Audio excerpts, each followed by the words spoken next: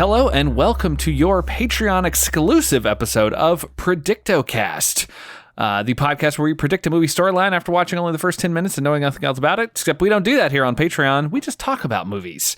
I'm Josh, and with me as always is Skinner. Hey, Skinner. Hey, Josh. Hey, everybody. And as part of our Eric Roberts month, we are carrying it over here to Patreon, where we are talking about 1990s Larry Cohen horror action comedy, according to IMDb, The Ambulance.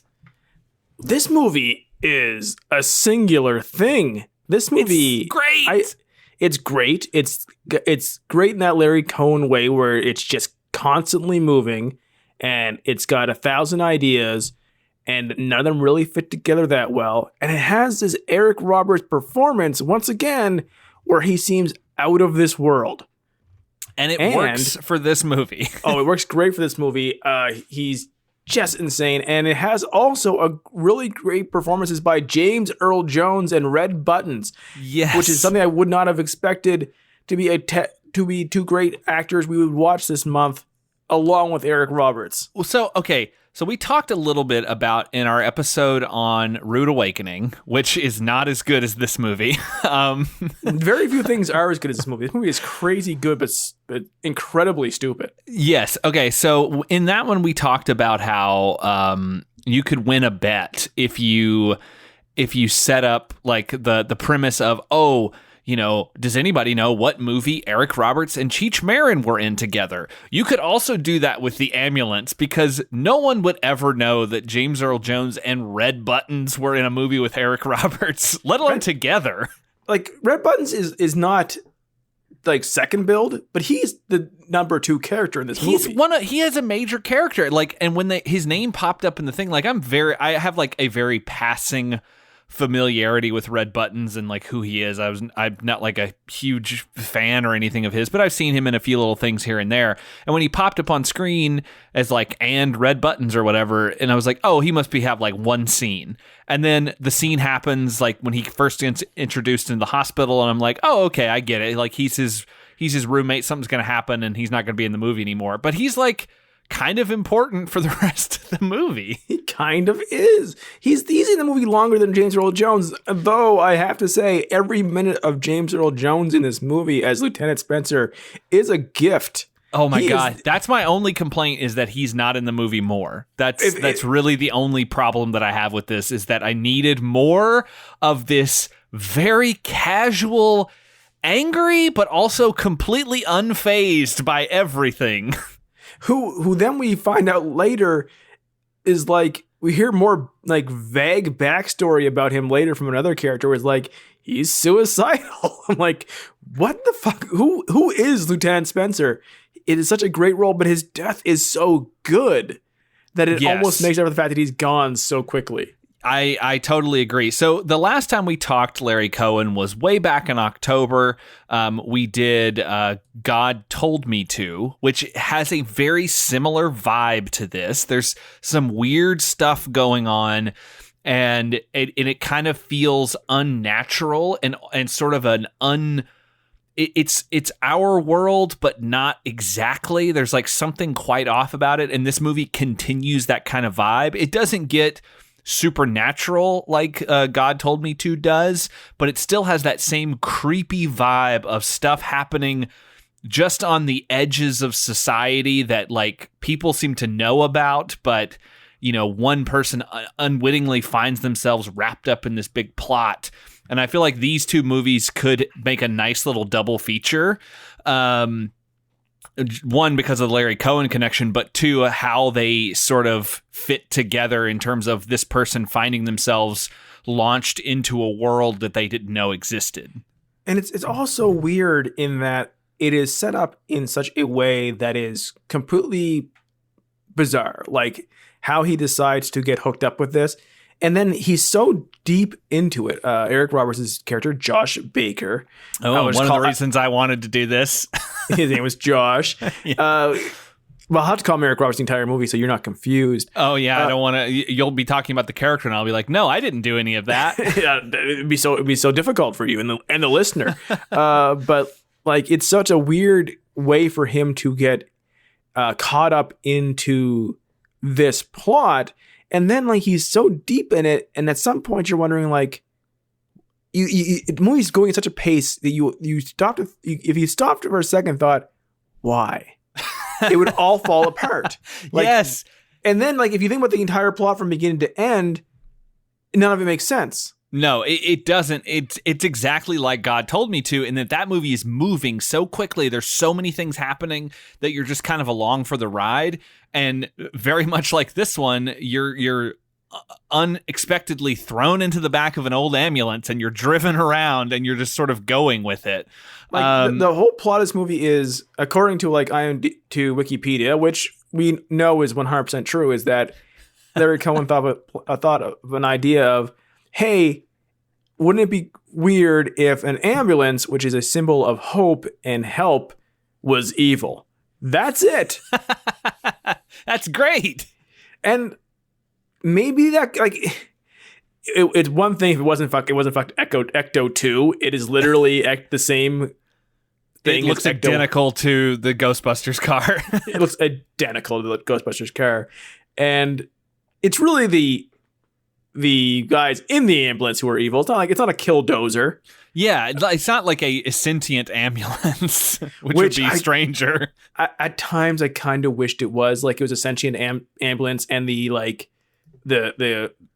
medics in it were like, you know, being brain hypnotized by the ambulance. Oh, or the doctor was sort of he was an extension of the ambulance in some way. In some way, I was really kind of hoping for that, but unfortunately, no, that's not what it is. But it is. This is a movie where, and it's really, really hard to believe this in 2020, but the main character works at Marvel Comics. The main character's boss is Stan Lee playing himself.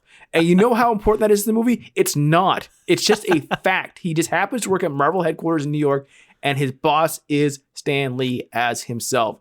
It is completely just, he might as well work anywhere. He could work literally anywhere. The fact that he is a comic book artist has no bearing on the plot. Like, there's one element where he draws this woman, and that is sort of used as, I guess, an example, but it really isn't necessary. Like, it's not like his comic book work exposes him to the bad guys later, or how they found him through his comic book work. Like, there's nothing that really needs it to be that way. I think it was just like, oh, I know, like Larry Cohen knew Stan Lee or something and could get him in the movie.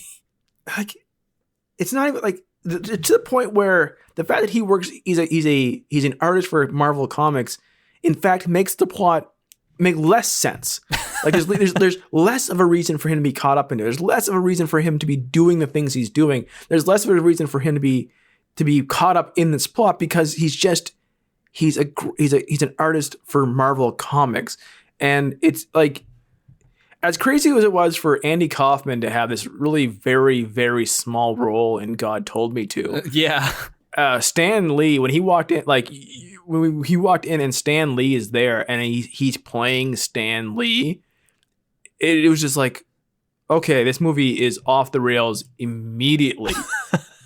Like, it's like, this is supposedly this thriller horror movie, and there's the man Stan playing himself. True believer. Would you believe an ambulance could be evil? But he's not even doing like he's not really. He's just very normal. Like, he's just not in Marvel boss. Movie mode. No, yeah. He's just playing him. He's playing what he probably was actually like, and like, it's not. It's so goofy. And we have to talk about, because this has been Eric Roberts month. We've had to talk about it every movie. Eric Roberts' hair is a character. Oh yeah, it's looking good. This is not long after Rude Awakening. Rude Awakening was what, 88, I think. Yep. This is 90. And yeah, and then I think he also has a long hair. He's got this long hair in Best of the Best, which I think was in 89, maybe. So we somewhere almost did around Best there. Of the Best. We almost did Best of the Best, and then we ended up going with the ambulance. And I'm glad that we did. But his hair is, he's got a beautiful mullet on. He's dressed like there's a scene early on where he's walking down the busy streets of New York City, and no one is dressed like him. But he's not there, there's not a piece of clothing that's on him that isn't 2 yards of fabric too much this entire movie. He's got the baggiest suits and tank tops underneath the jackets. He looks like a bad music video from 1984. Oh, Rude Awakening was actually 89. It was a year before this. He put out 5 movies in 1989. This is what Eric Roberts does. But like this is an Eric Roberts, but he is playing it up. Like he's in full Eric Roberts mode. He does long speeches. He's got his accent. He's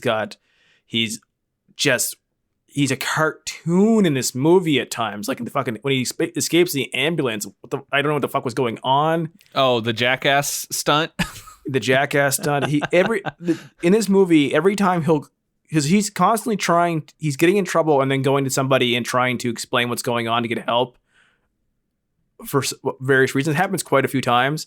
Every time it happens, he has a conversation with somebody where they tell him to calm down and they talk over each other for a good 20 seconds.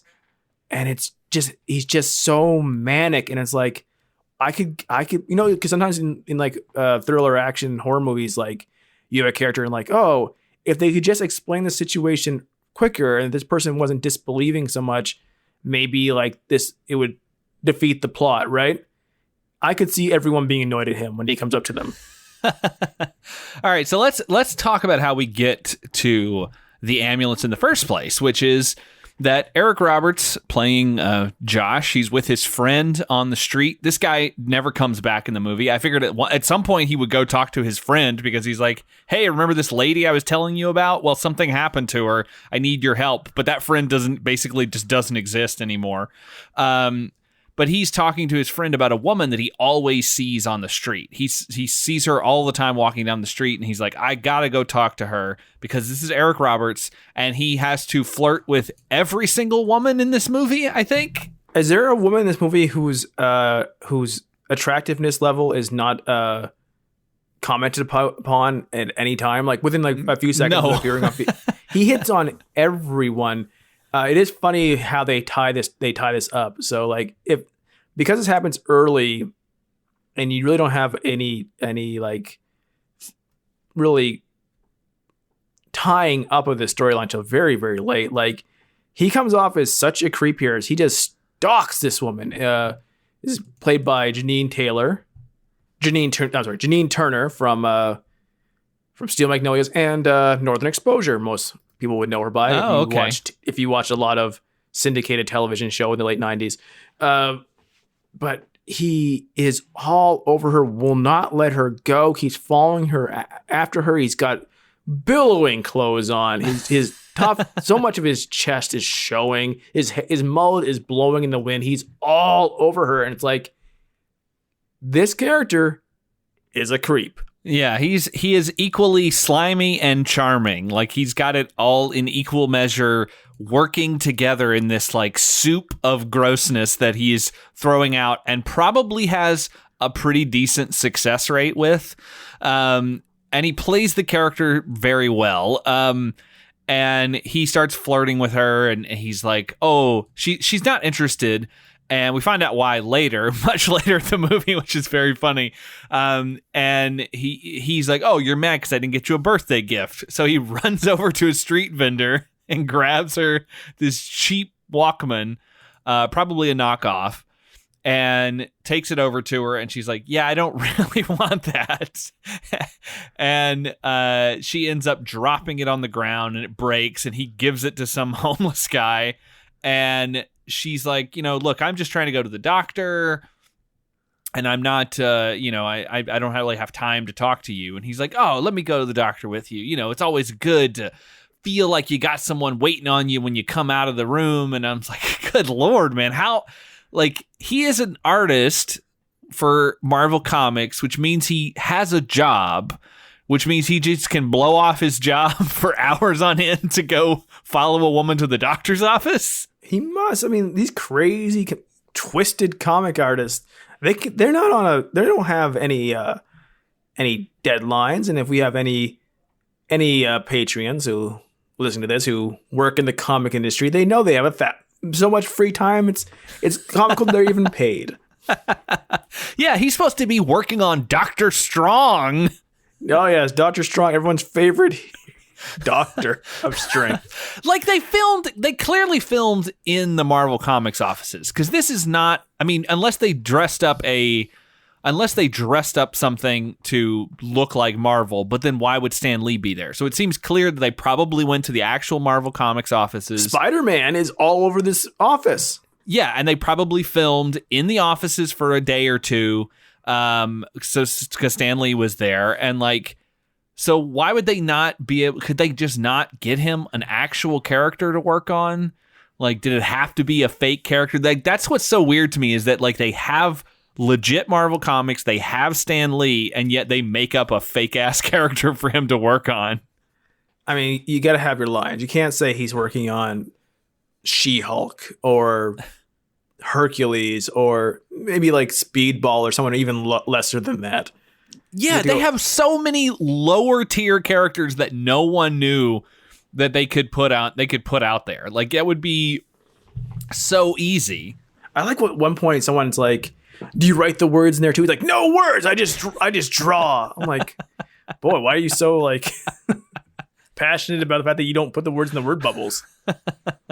But this lady, she said she's trying to go to the doctor, and she's like, I don't really feel well, and she kind of stumbles and then collapses on the street, and there's a guy in a limo nearby who is watching them, and he grabs a phone and he says, "She's down, send in the ambulance." And this is our main bad guy, the doctor. He's never given a name.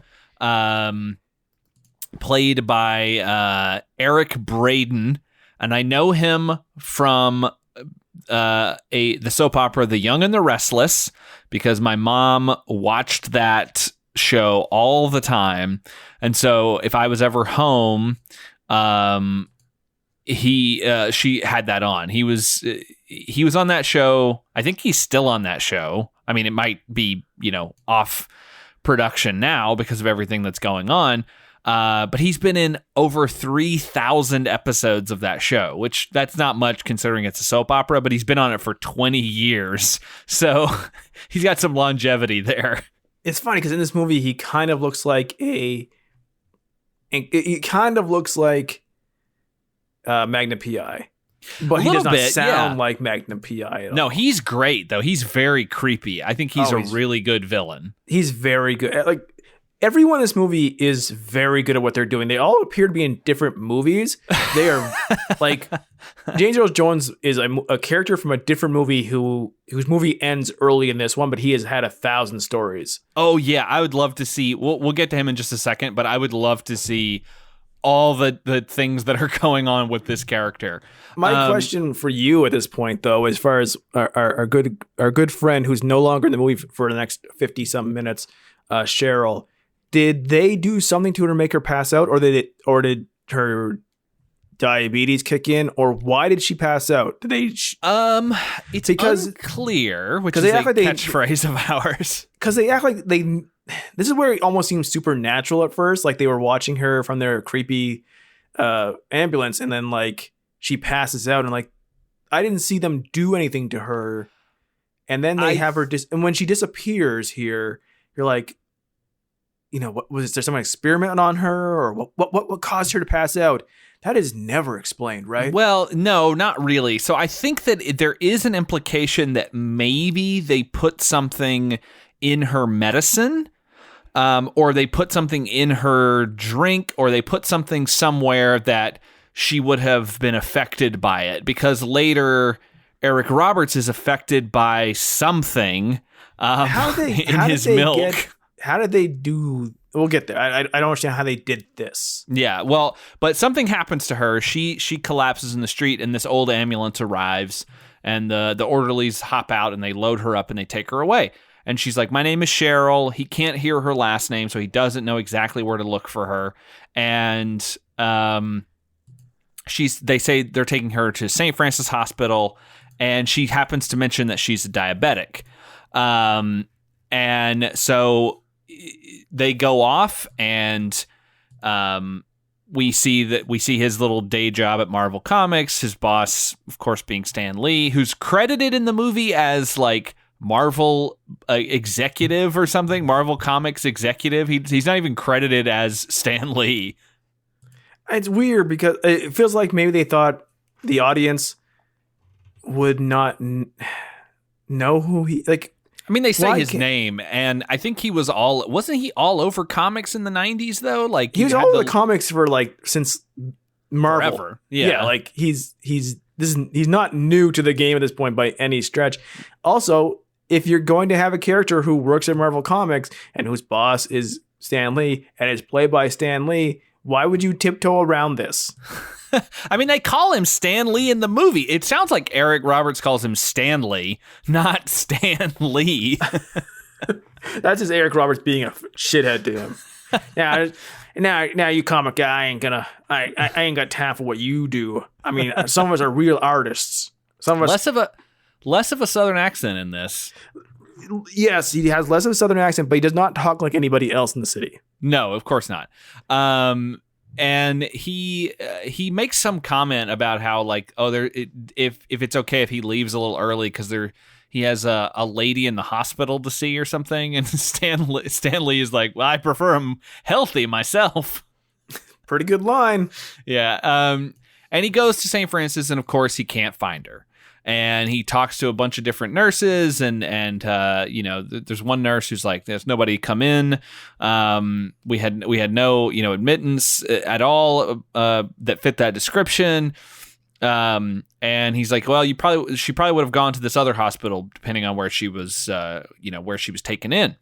And he's been hunting for her for whatever reason. He is obsessed with this woman after seeing her on the street, and meeting with her for half a second, and he's like, this is the woman I've got to find. I got to find out if she's okay, and I got to concern myself with all of this. And I guess that's just him trying to be a good person, but considering that he was all over her and trying to like pressure her into like letting him hang out with her and go on a date and stuff, it's a little strange that why he would care so much. It is like he acts like he's the only one in the world who cares for her. He just accosted her on the street. He does not know her. Yeah. He does not know her. And then when we find out later, like her sort of wrap up, it's kind of like, well, why? Where's the other? Spoiler: she has a boyfriend, and he's spending this whole time thinking that it's like, oh, this is a damsel in distress I have to save. And it turns out she has a boyfriend. But where's her boyfriend during the whole movie? That's okay, it is funny that. Because the way he hits on her and assumes all this stuff and risks his life the entire movie for this person who does not know, just making all these assumptions. And it turns out she's just worried that her boyfriend doesn't know where she is. But at the same time, her and her roommate are both missing for a significant period of time. And there clearly is no one looking for them, because every time it's brought up that she's missing, by Eric Roberts to authorities, they're basically like, women go missing all the time. They always show up. Fuck off. Yeah, nobody seems to care. Like, it's not like he would be if he were at the police station and being like, "Oh, hey, this woman's missing," and then he and some guy happens to overhear, and he's like, "Oh, my girlfriend's name is Cheryl." Like, what do you know? And like that would make sense, but like that, nothing like that ever happens. And I guess they have to do that to keep up the ruse of like, oh, he's gonna rescue her, and they're gonna get together, and then it doesn't work out for him, and he's very bummed by it. It's very funny that they did that, because he deserves it, really, for what he did. But, like, we should mention that, like, everyone he brings up, like, this is a very real person who gets very real kidnapped, and it turns out there aren't a whole lot of people, like, because there's a period of time where you think that everyone's in on it, right? Yeah, like, it seems like it. It seems like it, but it turns out it's actually not. It's just a doctor and his few lackeys who run an evil club, and they have some sort of network of weird hospitals and research facilities where they send out people once they've kidnapped them. Right, but he doesn't actually control the police or anything. But Yeah. the hostility everyone has at the mere idea that a woman was kidnapped is so overdone. Like whenever he brings up to anyone in the police force, like something bad is happening, two women have disappeared. I think, someone's kidnapping. They're like, the fuck are you talking about? Who the fuck cares? Women disappear all the time. What does it matter? Women are such nothing to these men in uniforms. Like it's like they're actively like, how dare you bring up the idea that we would give a fuck that a woman got kidnapped in the middle of the street? I do not care. I'll arrest you for wasting my time. It's like, whoa. Like, why are you so aggressive about it? But no one is quite as wonderfully aggressive as James Earl Jones as Lieutenant Spencer. Oh my God. So yeah, he finally, well, before we get to him, we have to mention where Cheryl finds herself. She's in this weird sort of hospital wing, and the doctor who we saw earlier comes in, and he's telling her all of these things about how he can cure diabetes. He does a lot of research. He talks about taking organs from pigs and putting it into some sort of apparatus and then putting it into her body, and somehow that can potentially help cure her diabetes, which I didn't understand. And he puts on, but that doesn't matter because he gets real creepy by putting on a glove and then touching her face, and he's like, I like to touch human skin through a surgical glove. Just so you know, he's crazy. Yes, he is insane. He's absolutely insane, which is very funny. And he's like, she screams, and he's like, oh, now you've upset the others. And he's like, there are many others here. And she's like, are you going to kill me? And he goes, yes, eventually, but you'll be in perfect health before you die.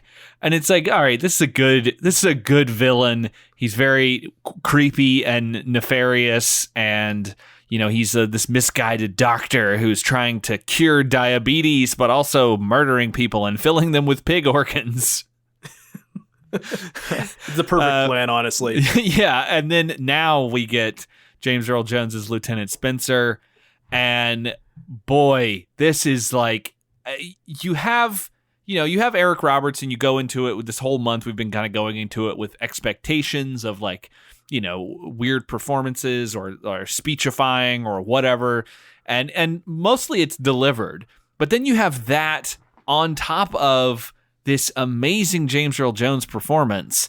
And it's so good. He's sort of in this weird, like the mold that he's in is kind of similar to his character in Coming to America, the way he's just sort of loud and like boisterous and kind of like disbelieving of a lot of things. He's got that same sort of loud command. I mean, that's just James Earl Jones, but he's got this sort of way of speaking that implies that he doesn't believe anything you're saying, or that like it's beneath him. And he's so good. He's like, you're a comic book guy, right? You draw comic books. And he's like, yeah, of course. And he's like, I used to like comic books, but now they're all fucking whacked out. Yes, because comic books got way more whacked out after the 70s. He's just so loud. Like everything Eric Roberts is saying, and Eric Roberts has a stupid picture that he drew of Cheryl, which sucks for what he's supposed to be. Generically a woman. It's a totally fine illustration, but it's very generic, and it doesn't actually look like the woman he's looking for. So that later, when someone recognizes her from the picture, it's sort of insane. It is, considering she's the actress is a very particular looking woman. This is just a woman with the dark hair in this picture, but he's so angry, and you just look at him like, wow, he is just so aggressive with Josh. Not you, the character. And I couldn't take it if James Earl Jones was not happy with me. He's just so aggressive with them, and he's so disbelieving. And like you think you're supposed to think that he's in on it because he's so aggressively angry about it. And then another cop comes in Well, okay. He tells him, he sets up here the nervous breakdown that he had, and he looks at the picture and he says, "Oh, it looks a lot like Veronica from Archie." And he's like, "No, It does, no. honestly. Veronica's got bangs. This is not right." And he's like, "Ah, no, I know Archie. There's another detective here who looks like Jughead." And if you wouldn't know it, but that's a running gag. That's a long running, to the point where another character also thinks he looks like Jughead. He doesn't. He doesn't. He's not wearing a whoopee cap or anything. Yeah, but then another cop comes in. This is our sort of third lead, I guess, kind of. Like I guess she's more of a character than Red Buttons is, but they jockey for position a little bit. She doesn't seem like a major character at this point. No, that's the best part, though. I love that about the movie, is that it feels like she's just a random character who she's a random character who comes in and then is gone, like for one scene, but then she shows back up later and you're like, oh, she's actually a major character, kind of like Red Buttons. Like, he's in one scene, you're like, oh, he was funny, he'll probably never show up again, and then he's back for a good portion of the movie. Yeah, like she shows up and it seems like almost a gimmick where she she tells Spencer that he has a dentist appointment, and then it's intimated that she listens to his voicemails, or answering machine, whatever the fuck it was back then, and that comes back as to why she does that. And like she's like we have Josh treat her kind of offhandishly and hit on her, and it seems like she's nothing, but about 3/4 of the movie, all of a sudden she's the other main good guy, and it's a very interesting way the movie kind of just pivots around characters sometimes. This is Officer Sandra Malloy, played by Megan Gallagher. Yeah, when she showed up, I was like, she looks familiar, and then I looked her up, and she was on where I know her from is Millennium. She was Lance Henriksen's wife in that show. We managed to reference Millennium more often than I think we should, but I think it almost always happens on the Patreon. Yeah. But when she shows up, though, and she tells him about his dental appointment, James Earl Jones gets so mad at her. It is so funny. It's so fun. Like, I thought to this point that he had been angry, and he explodes on her. Like, he's all of a sudden he's just 10 times louder, and he's just, without moving, he's furious that this person knows that he has a dentist appointment. And you're like, what is going on? And he's like, you know that I have appointments before I do. And I'm like, what? You're going through my stuff again. I know it. It's like, all I thought was like, does he just hate women because he does not care this woman was disappeared? And he says, like, women always disappear, they always show back up. And then this woman cop comes in and he's just furious at her about it. They're mentioning a dentist appointment. He's just so mad. And it's so great because he did play characters like this every now and then at a time, but like eventually he's just the voice of dignity to a generation.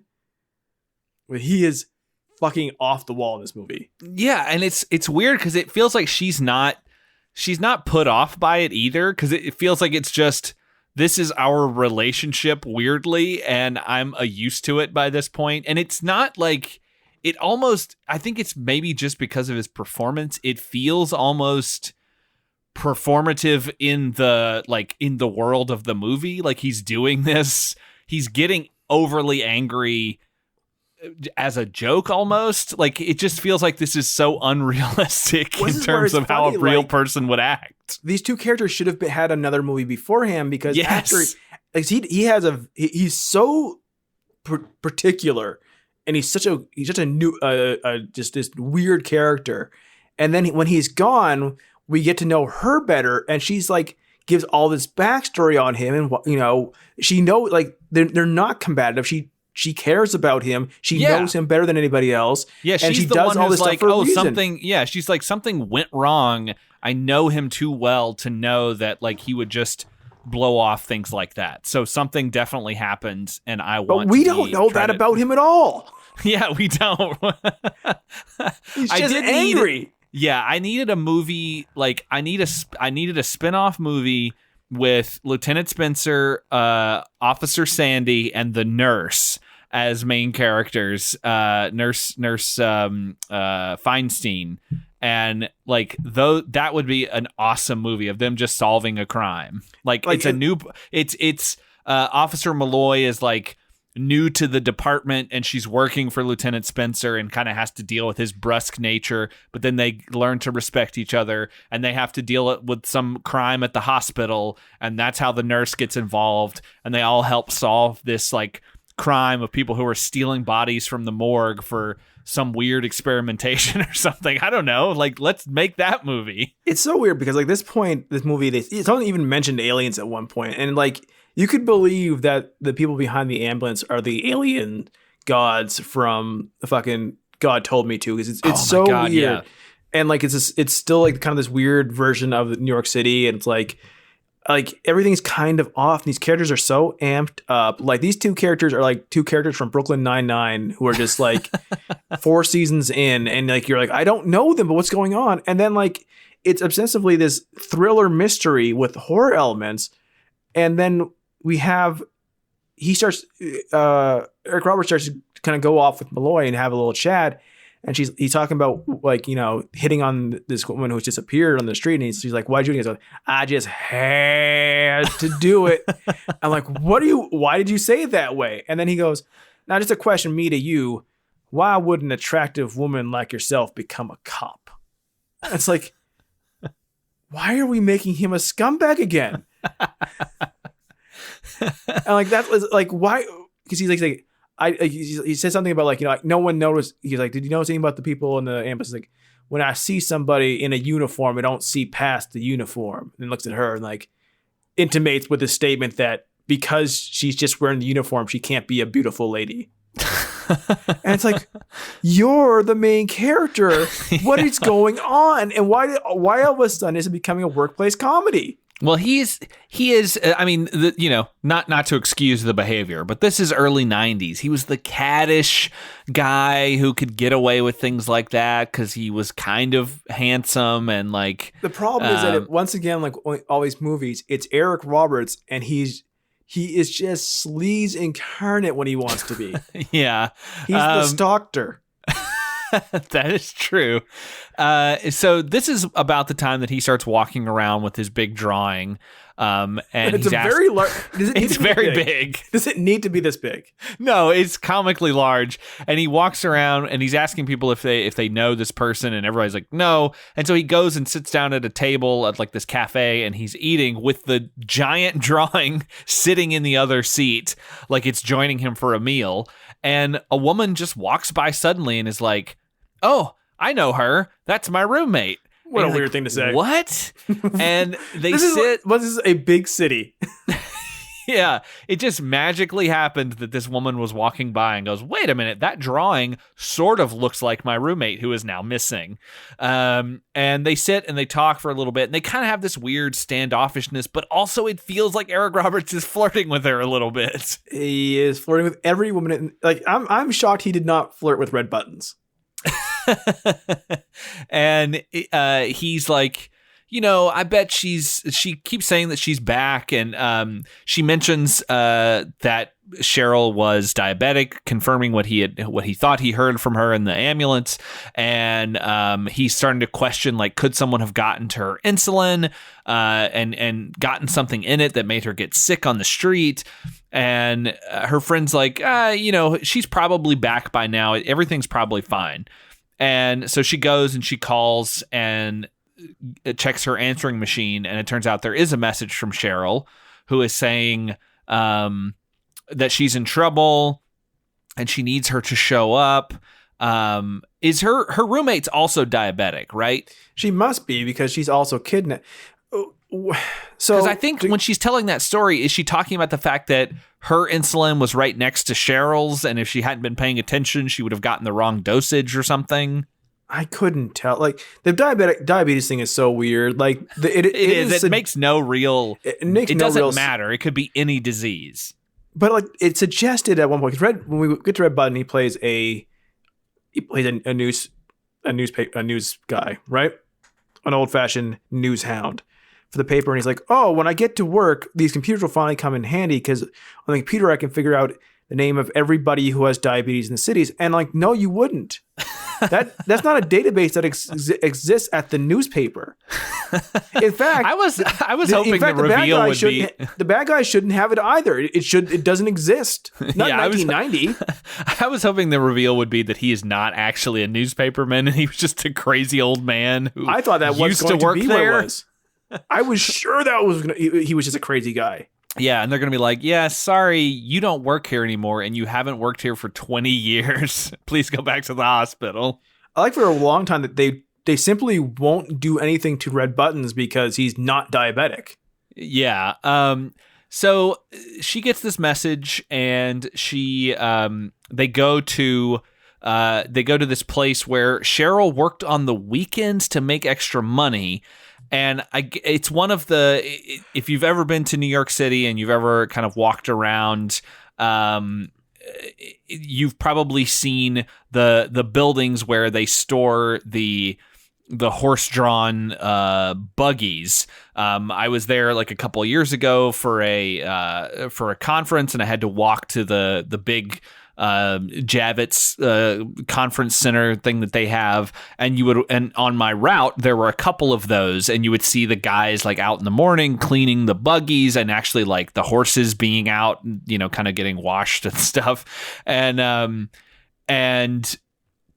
so they go to one of these places. I don't know what Cheryl was doing there. I guess washing horses, and her roommate goes inside, and you hear her like start to get, like struggle with someone, and Eric Roberts runs over there and he's trying to get in as well, and he can't.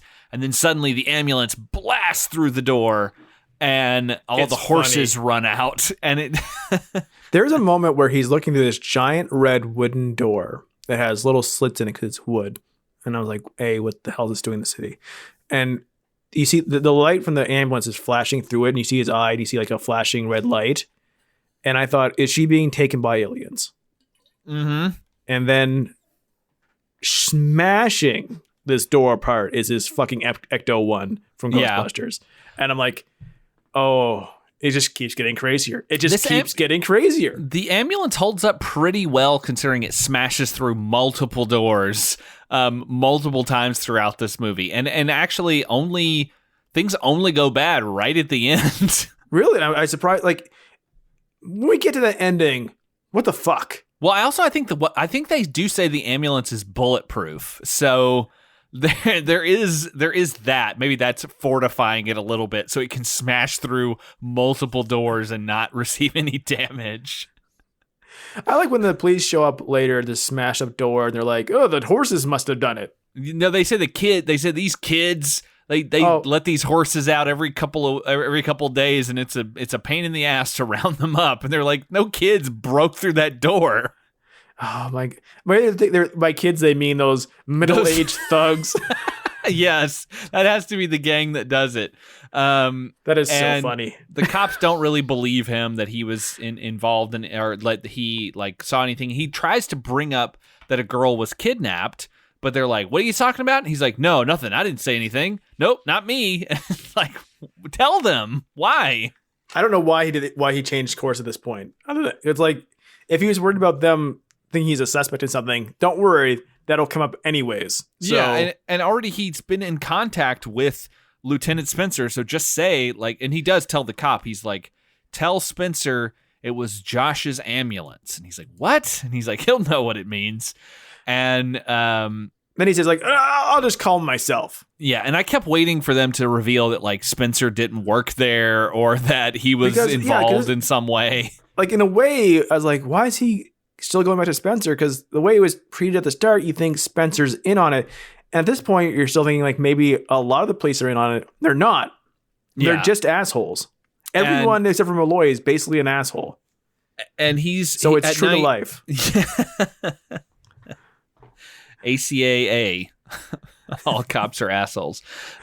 He's waiting for Spencer to return his call at night, and he's kind of sitting there and he's talking to himself. Come on, Spencer, return my call. Come on, do your job. Come on, Spencer, come on. And he falls asleep and he wakes up and suddenly feels sick.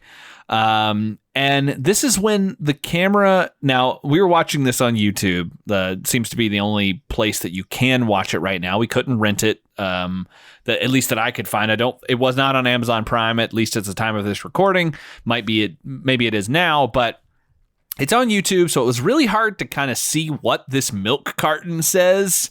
What does it say? It looks like it zooms in and it looks like there's like guts on it, like intestines on it with a big X through it, and I can't figure out what that is implying. So I'm looking at the screen grab that I grabbed to fix, because it really does, like, it zooms in on the milk carton, almost like a dun dun dun on the milk carton, which weird, because what I was saying before, like, did they get into his milk? If they can get in his house and poison his milk, could they do more to him, like break in his house and just grab him? Why would they poison his milk? It's weird that they have to... Unless he got it on the stoop, because it's 1920. But if you look at the little blackout warning, it almost looks like do not microwave your milk. Why would he do that, though? I don't understand any of this. I don't understand a thing about this part at all. And I love that I don't understand it, but I have no idea. I watched it twice. I do not know. It's so strange. Like, I don't get it. I don't know what they were going for there. It's a weird... We are 20 minutes into this movie. So he goes and knocks on a neighbor's door who has a prior relationship with him of some once again, if he was in another movie first, maybe like, because this is not a character we know, but he has like his backstory with her, and they're like, I helped you this time. Yeah, we find out she's a flight attendant. Yeah, later. And it's like, and then he's like, let me in, I'm going to throw up. He's like, you're not going to puke up in my house. And then he starts puking his guts out in the garbage can in the lobby. And then paramedics show up. And then we just watch him freak out for fucking... Oh my God. It feels like 5 minutes. It's acting. Yeah, he is just flailing about, grabbing the stair rails, trying not to get taken in. He's like, they're gonna kill me, they're gonna do it. Ah! He's just screaming. He's doing a patented Eric Roberts freak out. It's great. I loved it. And he seemingly undergoes surgery, but I don't know what they do to him. They stomach pump him for the milk that he microwaved. I don't know what it was. Well, they have a scalpel. Like, do you need to, I guess you do need to cut people open and to shove a tube in them? I've never had my stomach pumped, so. I don't think so, because they stomach pump kids who eat too many aspirin. I don't. Yeah, so they're not cutting into them. So what is that for? To make us think that they're going to kill him with it? I don't know. Yeah, I guess. But like, it's just... Like, here's the funny thing. Like, if it was set up by them with this poisoning milk, I don't know if it is or not, because it's not clear at all. They're not actually, the people who pick him up aren't the bad guys. No, they're just a regular ambulance crew. So they weren't waiting for him to get sick and grab him, because actual ambulance people showed up. I don't know who called them. They showed up. Maybe it was just to scare him, but they don't know that he's looking for them, right? Or they do, I guess, because they do outrun him at the horse thing. Yeah, and they do eventually show up to get him at the hospital, because the hospital is not their home base. That's the other thing, because you're suspicious that everyone at the hospital, but they're not actually out of the hospital. Yeah, they're somewhere very different. They're somewhere very different. But like, looking back at it, like he's crazy and he's freaking out and he's mad at everybody, but it's actually just normal hospital stuff. So did he just happen to get sick? Coincidentally, yes. Do they do like? Because I assume they have access to the newspaper computer that tells you every single the location and the name, address, and current location of every single moving diabetic in the New York City area. So they must also, once they saw him in the street, know exactly who he is.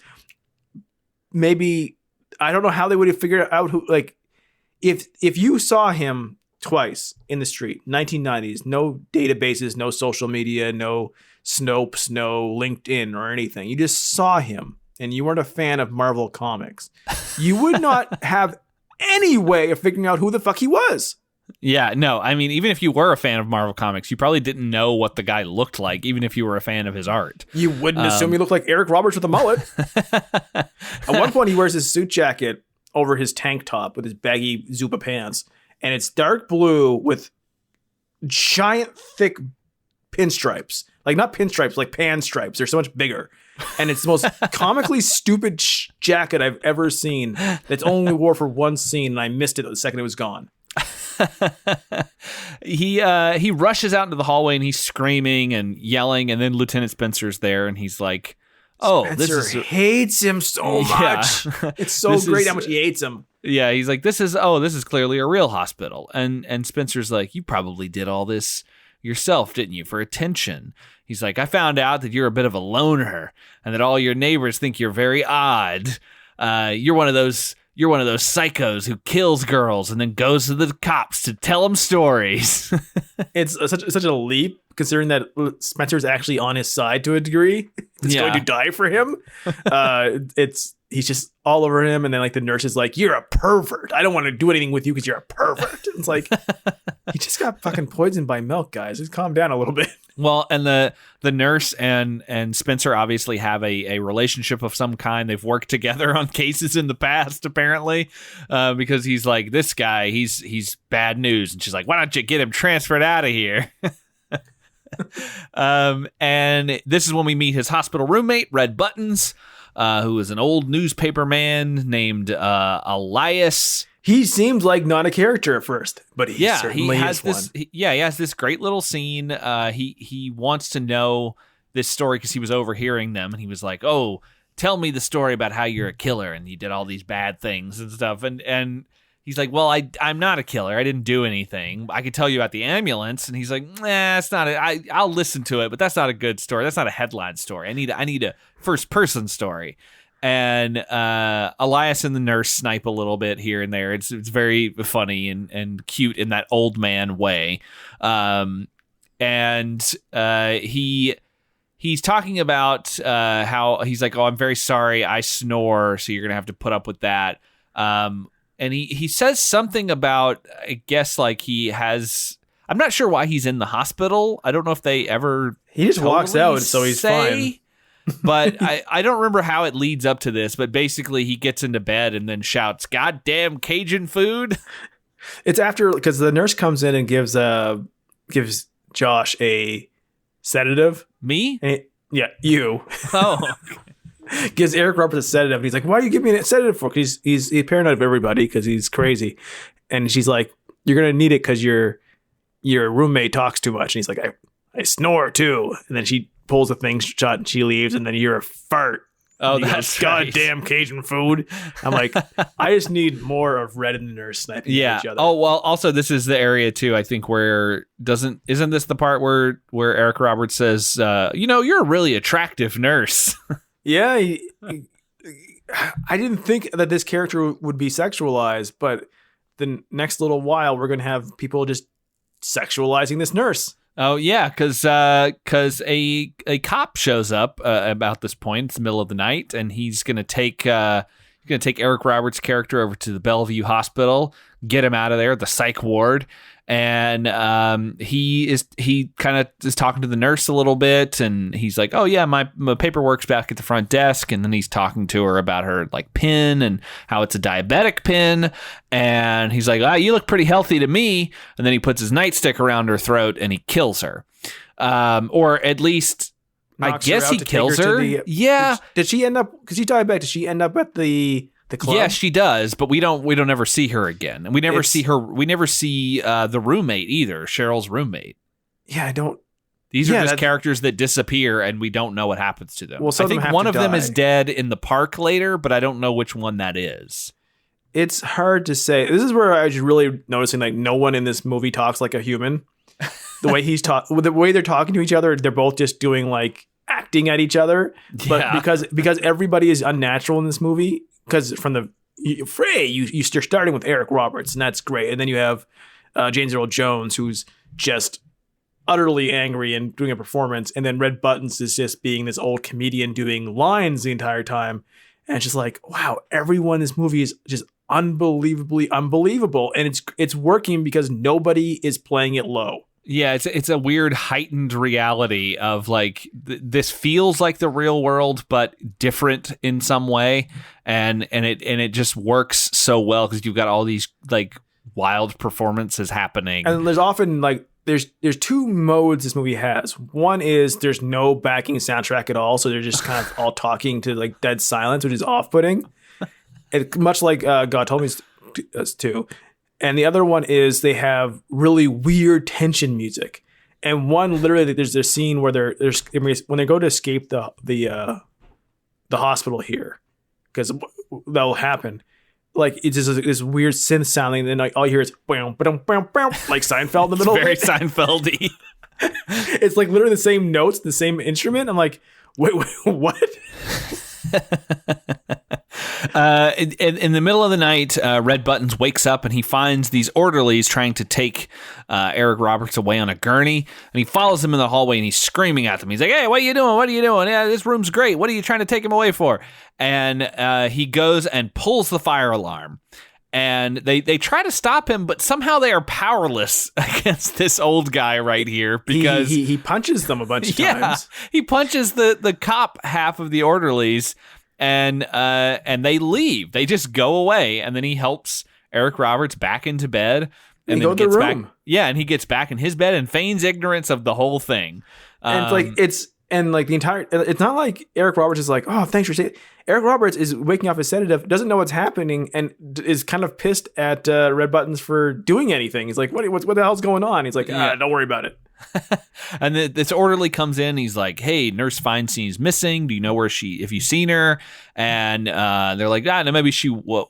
I think Red Buttons here is like, she's probably off having sex with an intern. He's like, she wouldn't leave without her diabetic medication.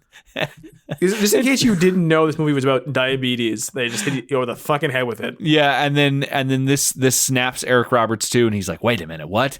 And then they decide to escape the hospital. They steal some clothes, and they luckily get out the clothes is giant and baggy, looks just like everything else that Eric Roberts wears. Yeah, they fit them, quote, perfectly, and they go out of the hospital. This is very good. Like Red Buttons has to feign like worrying about a dead wife, I guess. He's like got some. He's like a dead girlfriend because he's like at the very end. He's like, I should have married her. It's a comedy routine from a comedian. Yeah, he's like, "Oh, she used to cook for me for 40 years," and he's just going on and on, like really hamming it up. And it was like, this is like when I realized Red Buttons was like an actual major character in the movie, and I was so happy. Yeah, it's pretty good. So they decide to go to the New York post offices. This is where they'll use the computers to look up all the diabetics who are missing. And it's so funny when later there's apparently many, like 30 open. It's like 30 open missing person cases for diabetics in the city alone. And when Malloy like brings that through, because once again, every cop who isn't eventually Malloy does not care. Like if you bring it up to them, they're like, "The fuck are you talking about? Who the fuck are you? Blah, blah, blah. Like, you're causing us trouble just by mentioning this." And because you think they're in on it. And finally she's like, "There's 30 open missing cases about diabetes in the city alone." They're like, "Oh, really?"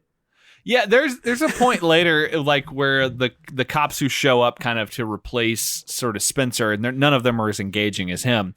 But they show up, and then finally he tells, like, Eric Roberts says one little piece of information, like, "You should have said something sooner." It's like, fuck you. Because you think when these two show up later that maybe they're also in on it now that Spencer's gone. Yeah, they're also not. No, they're good cops. They're combative because they're New York cops. That's like there's literally no given reason why they are combative to everything. No, not at all. But they get to the New York post offices, and as they're about to go inside, they look over and they see the ambulance. It's right there in the parking lot, and they assume it's empty for some reason. I guess they go and they look in the windows, but they can't see in, so they assume that it's empty. It's not. Yeah, and so Eric Roberts is like, "All right, I'm gonna make a phone call, and I'm gonna get Lieutenant Spencer here so we can get stuff going." And Red Buttons decides he's gonna stay over there and he's gonna take some photos of the ambulance for the story, and he pulls out this old camera with a bunch of old flash bulbs and starts snapping photos. And it's like, why did he step out of the 1940s? Where did he have? Did he bring these with him to the hospital? Yeah, if they stole these, I mean, are they his clothes or did he steal them? They have to be his clothes, right? Yeah. Because otherwise he wouldn't have the camera or the flash bulbs. Yeah, so maybe that's his outfit, but then he steals a suit for Eric Roberts from another guy. I don't know. It didn't make any sense. This is where it's also funny because this is where like Eric Roberts knows he's in a movie and Red Buttons doesn't because Red Buttons keeps wanting to split up, and Eric Roberts is constantly like, no, we have to stay together. He's like, well, you just go over there and I'll do this. He's like, no, we have to stay together. Because, like, the movie, like, as soon as they split up, Red Buttons' character is doomed. Yeah, so he is over there taking pictures while, and we'll talk about what Eric Roberts is doing on the phone in just a second. But he's taking photos, and then he realizes that there's something in the ambulance. They open the door. There's this green light coming out from the back end. And like once again, it treats the ambulance and the people in it like they're supernatural. They're not. Yes. Yeah. It feels like it should be something more nefarious going on. I wonder if in some draft of this movie before it was the production company told him like, make it a normal movie to a degree, please. Whether it was a supernatural evil ambulance. Yeah, like maybe he was like the doctor was some sort of weird alien who was experimenting on humans, and like they needed like diabetes stuff or something like, in their planet or whatever. The guys in the orderlies are like symbiotic parts of the ambulance, not actually humans. Oh yeah, that would have been amazing. Actually, they're very strong. Like even though Red Buttons beat them up in the hospital later on, they're very, very strong. Yeah. And he gets ambushed by these guys, and they're like, "Oh, where's your friend?" And he's like, "Oh, I don't know what you're talking about."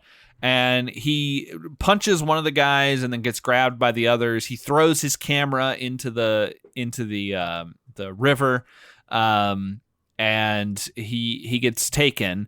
And while all this is happening, Eric Roberts is on the phone trying to call Spencer. He gets patched through. Spencer's driving around and he answers on his car phone. Which is very funny because of the way he says it, which is they patched you through. I'm in my car. He like it's funny because he's like you sound like you're really far away, and then we go with the car and he's shouting into the phone so loudly, and like he's anything but so far away. He's basically eating the phone. And he's like, hey, the ambulance is here. Can you get here? And he's like, I'm 6 minutes away. And he's like, please call for backup. This is a serious thing. And he's like, no, I won't call for backup. I can handle this on my own. I don't need backup to arrest you, because he assumes that it's still Eric Roberts by himself. And finally they hang up. He goes over, he's looking for Red Buttons. He finds the ambulance missing, but he finds that Red has dropped the film on the ground. Somehow he was able to get it out of the camera and drop it. And Eric Roberts finds this, and he'll use this later to find out exactly what the ambulance looks like and draw a picture of it. It looks so unique, and you would know exactly. Like he could draw it from memory, probably. Ghostbusters has come up by this point. He can just tell everybody it looks like the Ecto-1 from Ghostbusters, but it has red on it. It's red. So it's redder. Then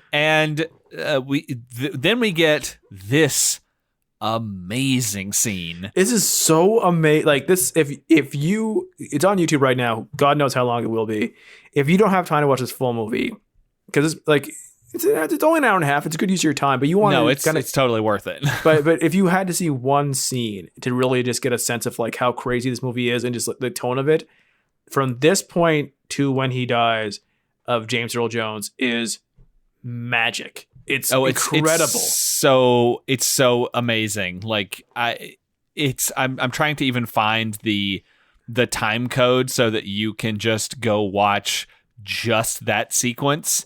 And it starts about minute 43 or so. So just go to minute 43 and you'll be able to see it. But you should watch the whole movie, I think. But this is a character who has been so particular and amped up the entire movie, and all of a sudden they take him to a full another level, and it's amazing. So he's almost to the post, but he spots this ambulance, and he's like, well, wait a minute, maybe he's telling the truth. Like, suddenly he believes everything that Eric Roberts has told him to a point. He's like, okay, I see an ambulance now. This might actually be a thing. So he flips his car around and he chases them while enjoying his snacks. Is so unfazed by this chase. They cut to first person, like a POV shot of him in the car, like, you know, the car, and you can see the ambulance and it's swerving around, and his car goes into the other lane and almost hits another car, and it's like swerving around this crazy thing. And then they cut to James Earl Jones, who's just eating some food while he's driving. It's so funny. It's so funny. Like, I like where it says on IMDb it's a comedy. This is where they had, like, at first I thought, like, they know it's supposed to be funny, right? Yes, this is definitely a comedic moment. This is 100% played for laughs. I think this whole scene is played for laughs. I think I mean, how else would it be? But like, it's so amazing what they do with this character who isn't. I don't even know how to, like. I've never seen a character that just explodes beyond anything the movie needs it to be. Yeah, like, it doesn't need to be James Earl Jones. It doesn't need to be this weird, loud portrayal, and all of a sudden he adds this totally unfazed chewing thing. Yeah, he's chewing gum, I think. Yeah, like, all of a sudden it's his thing is that he won't stop chewing gum. Yeah, like, I think he does. I think it's yeah, he puts like a couple pieces in his mouth before he pulls them over. And the ambulance finally stops. He gets out, and he's, you know, pretty stern with them. And he's like, all right, open up the back, take the patient out. And they're like, you know, this guy could die if we don't get him to the hospital. And he's like, I don't want to hear it. And he's like, come on, pull him out. Put your hands on the hood. Don't move. You know, he has a gun drawn on them. And he pulls the sheet back from the guy. And you think it's going to be red buttons? Not red buttons. Yeah, you think it's not red buttons. So they figured this ploy while driving. I don't know where they put red buttons, because that ambulance is not that big. Oh, he's on the floor by the side. Oh, okay. They show him. He just tucked him in over there. Yeah, they while they were driving, like, hey, while we're doing this, you get on the sheet, tuck yourself all the way in, somehow zipper yourself all the way up with your hands not free, because we're in the front seat. We can't help you. There's no way this could have worked. And they pull him out, and he pulls back the sheet, and it's another guy, and the guy stabs him right in the stomach, and he falls back, kind of the shock on his face. And I was like, oh no, he's dead. No, he's not dead, because the ambulance starts to speed away, and Lieutenant Spencer just sits up and just starts firing his gun at this ambulance. But not like angrily, like completely stoically. Well, he's just sitting there just chewing his gum. With a knife in his chest. And he's firing this gun. The ambulance turns around, comes back, runs into him, hits him. He falls down on the ground. He's dying, except he's still chewing his gum. And he continues until his last breath. It's so visually fantastic that they did this. Yes. It is such a amplification of everything that they've done at this point. I was like, and the car hitting people just never gets funny. It gets old, like, because they go balls out with it every time. Oh yeah, but like several people with that. It's such satire at this point, but I don't know what it's satirizing. No, I don't think it is. I think it's just them having fun with it. Like, they're like, this is silly. Let's just go for it. Like, of course he's not going to get taken down by one knife to the stomach. No, he's got to be hit by a car Spencer, first. The protagonist of 15 movies before this. It's not how Spencer's going out. Yeah. I mean, I do hate that he dies here. But what a death. Yeah, but it's a great death. It's so funny. And then, is this where Malloy comes back? Yeah, this is when she shows back up, and she shows up at the Marvel Comics offices. and where he's hanging out, and she tells him that Lieutenant Spencer called in sick with the flu, which I don't know how that's possible. The bad guys call in with a fake James Earl Jones voice modulator and call in sick for him? I guess, because unless they got someone who had never met him, like, they couldn't fake that. I don't understand how that happened. I don't understand this. I like, there's so many parts of this movie where, like, I don't understand what they're trying to do or how it happened. Like, cause why does it matter? Because what do they do? Because when he's dying, it seems like they just leave his body in the street. Yeah, like, so they go back. The last time, like canonically, the last time anyone would have got a hold of him is when they forwarded his Josh, not you, the other Josh. Call to him to the car phone, because he said they forwarded the call to me here. Yes. So they know where he's at that point. When did he call in sick? I don't know. Unless the bad guys did it for him, or if the police were in on it. It would make sense. But there's one guy who keeps dressing up like a police officer, but he's not a police officer. Yeah, so who did they call? Did they just send a note in that says, I'm out sick today? Did it say, like, Lieutenant Spencer's mom says on it? I don't understand it. I'm just... No. It's like the milk thing. I'm like, wait, what? Yeah, well, they must have gone back to get his body, because otherwise all the other cops would know that he died. Which means they took his car, they took all of his stuff, like they let one of the orderlies get in his car, they got his body, they drove it wherever they were going to leave it, and then they did something with his body later. But they never mentioned that Lieutenant Spencer is, like, found dead or anything like that. They just assume he's missing the whole movie. Well, like, they have this whole scene where Malloy is, like, you know, telling us, like, oh, he would never do this. He's never calling sick. I'm worried he shot himself again. There's a lot of stress involved in this job. He's blah, blah, blah. And you're like, who is this guy who you've not told us about? Like, here's why I check his voicemails all the time. I'm making sure he's okay. We're basically like, you know, this joined at the hip couple who balance each other out. Like, there's other movies about them, but there isn't. And it's like, okay. But then after the scene, he's never brought up again, and he's been dead for a while. Yeah, we never really find out exactly what happens there. Like, if they had just found him dead in the street, and he'd be like, oh, it was the ambulance. And it was like, no, he probably pulled over a mugger or something, or they pulled over a car and they attacked him. You know, like, well, like McCloskey does give some lip service to Spencer not being in charge anymore. But it's once again in that way of, like, every police officer blowing off any possible bad situation. Yeah, like, and Spencer's not here anymore, but who cares? Yeah. It's like, don't you worry whether your lieutenant is gone? Like, he's a loose cannon anyways. He was one step bad thing away from getting fired anyways. I'm like, so if he disappears, you don't care because he's a cop and he's gone. Wouldn't you worry something happened to him? But these police officers are their baseline in this movie is nothing's wrong. Why the fuck are you even asking why something could ever go wrong? You're crazy for suggesting anything could ever go wrong. So that's why you think, like, oh, they're all in on it. They're not. Yeah, they're just jerks. It's a weird mix of things that maybe, like you were saying, maybe there was different drafts and they just left elements in that didn't totally congeal when the final product came together. I think Larry Cohen wrote and directed this, so, you know, it was maybe he's just. I mean, again, the idea is that what if an ambulance was bad? So, I mean, it's a great idea. It's a great movie. Yeah. And he kind of talks with her a little bit, and this is when she sees his work and she's like, is this yours? And he's like, well, why would you think that was mine? And she goes, because it's a little off and twisted. Oh, and this is when I thought, man, why did Eric Roberts never play the Joker? Oh, it was so good.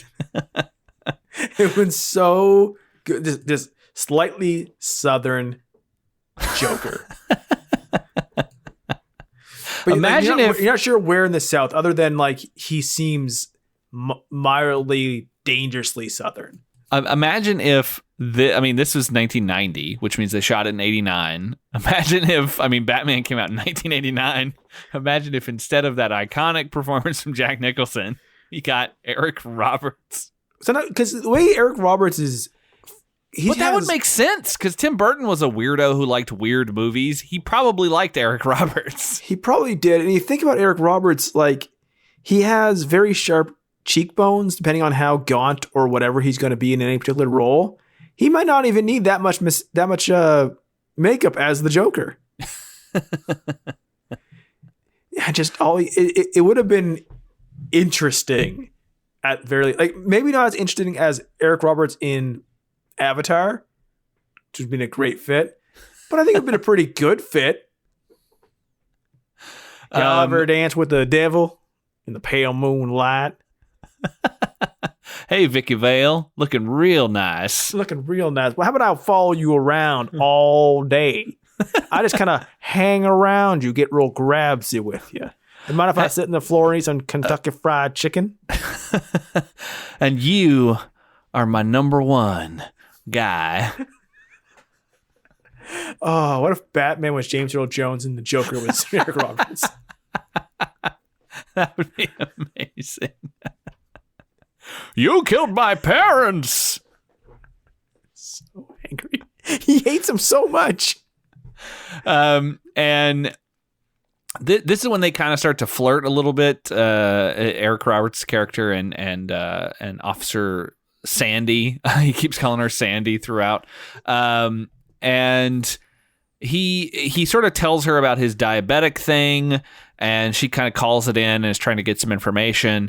And he flirts with her a little bit, and he kisses her, and she's like, "Don't do that again." And he's like, "Why not?" And he goes, "Because you're thinking about Cheryl." And it's like, "Oh yeah, that woman I barely knew. Why I'm wrapped up in this whole thing." I had forgotten Cheryl existed at this point. Yeah, because she's not seen until the end of the movie. I forgot why. I at this point forgot that he was trying to save somebody. Other than it thought was like, oh, they're just after him because he saw something, but I can't remember what he saw. Yeah, we don't cut back to her at any point until the end of the film. So I think we're supposed to be left in suspense about whether or not she's even still alive or whatever. So he goes off on kind of a little mission here to try to find out maybe where they got the ambulance from, because his thought is like, oh, well, you can just go buy an old ambulance from anywhere, just like the Ghostbusters, and, paint it up and then go around picking up diabetic people. I don't know why, but he puts all that together, and he goes to one junkyard and he thinks he finds some information, and he tries to call it in here to Cheryl. And he comes out of the phone booth at this point, and why is this scene in this movie? I don't know, but there's a bunch of quote street toughs hanging out. It's a street gang, but like a street gang of middle-aged people from the 1940s. It's so strange. It's so, for what it is, like at first I thought, are they part of the thing? Yeah, are they in on it in some way? Are they kidnapping people, like homeless people that have diabetes or something? Like they're not like teens or gangsters. They're street toughs from the 1940s. Like I feel like I swear one of them was wearing like just like an old Newsies hat, and yeah, I'm like, why are they having this other bad guys beat the shit out of him? Because they beat the shit out of him. Yeah, they do. They beat the crap out of him, and then the actual bad guys show up.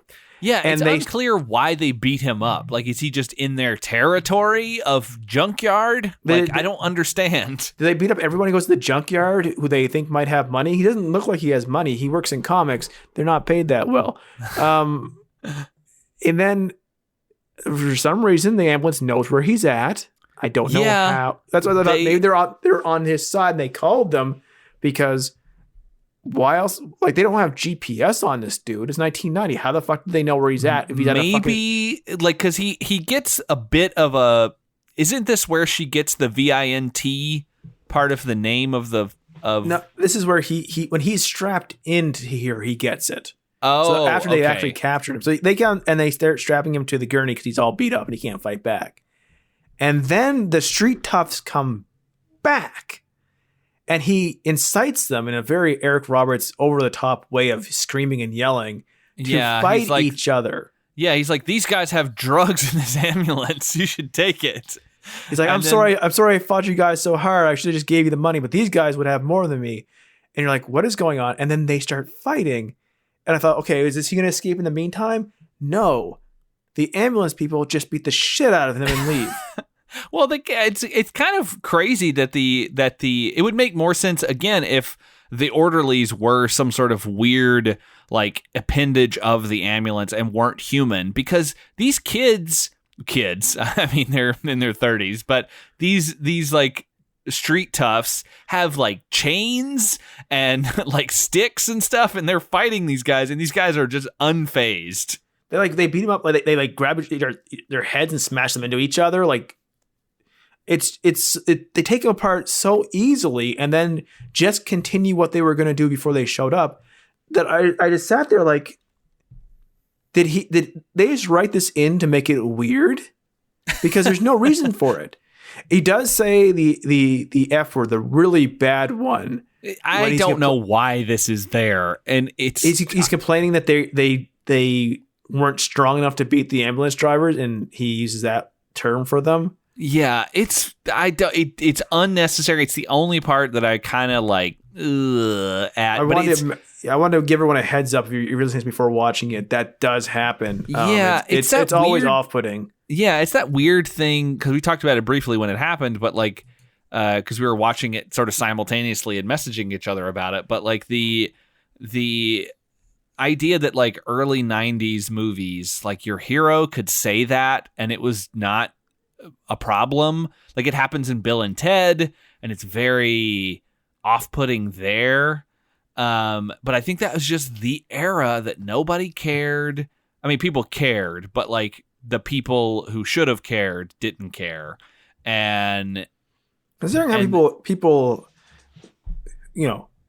gay people worked in Hollywood, I hate that these made into scripts. Because can you imagine that this being made to feel like shit by scripts? Because that would be funny to the average populace. Yeah, because it's so awful. Yeah, it's impugning someone's masculinity or their strength by calling them that, and it's like, come on, like it's pretty fucked up. And I think that like if it had been one of the orderlies who said it to the street toughs or something like that, like at least then you have the excuse of, oh well, he is a bad guy, so bad guys say this stuff. I mean, he shouldn't say it, but it still bristles. And I mean, again, this movie's 20 years old, or more than that, 30 years old, and so it's kind of hard sometimes to look back at things with with a modern day lens, but it still is abrasive to hear it come out of the mouth of someone who's supposed to be your hero. It's hard to say beyond. It just sucks to hear it. Yeah. But he gets put in the back of the ambulance. He's tied down, so he has to get out some way. How does he get out, Josh?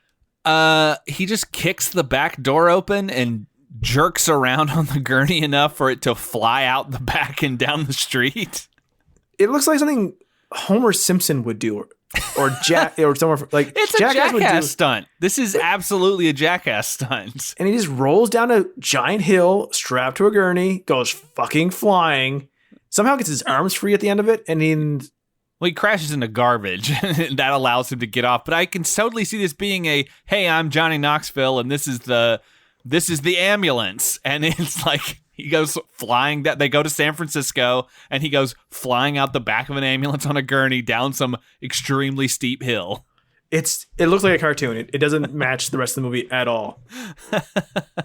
He flies into some garbage, and he's able to get off the gurney. I guess the straps come loose, and the ambulance comes back, and it's chasing him, and he goes running through the park and ends up at like this pump house kind of sewer facility. He's able to fight off one of the orderlies. who chases him down into the sewers, and he gets out into the street, and he's almost hit by a car first, and then by the ambulance.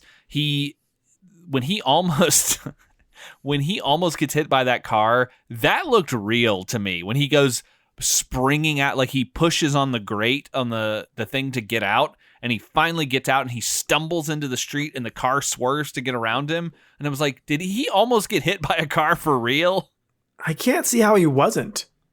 Yeah, it's a crazy stunt that looks, the way it's shot and just the way that it looks, the way the car reacts. It's like either that is an amazing stunt driver, or they didn't totally tell that person. They were like, hey, this guy's going to come out in front of you, but they didn't totally tell them where. It's so weird. It looks so dangerous for a scene that, like, it doesn't add it to the movie to make it look real dangerous. No. And then he gets back into the park and somehow stumbles upon a crime scene. This is where I was like, I don't know what is happening here. Yeah, I'm not sure. Because there's a dead woman buried in leaves. And they know that he's Josh, not you, Josh, would know about it. Well, they're like, you saw it. We know you did. And we've caught the guy who we know did it. And we want you to be our witness. And he's like, what? And it sounds, again, like the cops are in on it. Like they're just making up this shit off the top. And they're like, yeah, you're a witness. You saw it happen. This guy, this Cuban guy, we caught him already. You're gonna prove that he did this. And they're like, what? So now the two main police officers he had to deal with, who's going to bring him in to identify somebody off a lineup, which is apparently has nothing to do with the rest of the movie. Well, and that never happens either, does it? They have like 3 or 4 scenes where they're about to make him do it, but never does. Yeah. Is Richard Bright from Godfather as McCloskey, and James Dixon as Jughead, who everyone calls Jughead because that's what James Earl Jones called him, and he doesn't look at all like Jughead. Everyone thinks he looks like Jughead. No. He's the cop in God Told Me To who kills Andy Kaufman. Yes, so bringing back a favorite of the director. A fan favorite. He's actually in a lot of Larry Cohen movies. But like, so they are now at odds with Sandy because she comes in and tries to get the plot back on track, and they're like, get off this case. Spencer's a loser. He's one bad job away from losing his job anyways. This isn't your precinct. This isn't your territory. Get out of here before we arrest you. And like, basically she's like, the plot. They're like, no, other thing. And that goes on. And Robert is just kind of like, huh. And it just goes nowhere. And he finally has like a conversation. Cause when he was in the ambulance trying to get out, he saw a uniform that said Vint. Oh, that's where he saw it. Okay. Yeah, I thought he saw it on like a piece of paper from the junkyard. I don't know what he gets from the junkyard then. I don't either. But he also he gets beat up. That's what he gets. I don't know how Vint gets Sandy to where she needs to go. No. He's like, Sandy. I saw this when I was back there. I was trapped with him. I got out, but I saw the thing. It's this uniform that said Vint on it. Find someone named Vint. And she goes off on, because she's now the main character, and she does her research because she's the only cop who actually ever believes something is actually happening, even though there's 30 missing people. And she finds out that it's not a person named Vint, but a club named Vintage.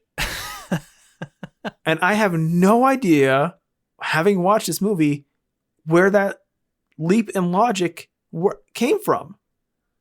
Yeah, no, no clue. I don't know how they get there, but she's like, oh, it's not a person's name. It's a place. And I thought like, okay, it's a place called Vint. No, it's called Vintage. Vintage. Like, wait, what? But this is one of my favorite things in movies. It is the evil dance club where it's a club that's kind of run by bad guys, where everyone in the club is essentially terrible people.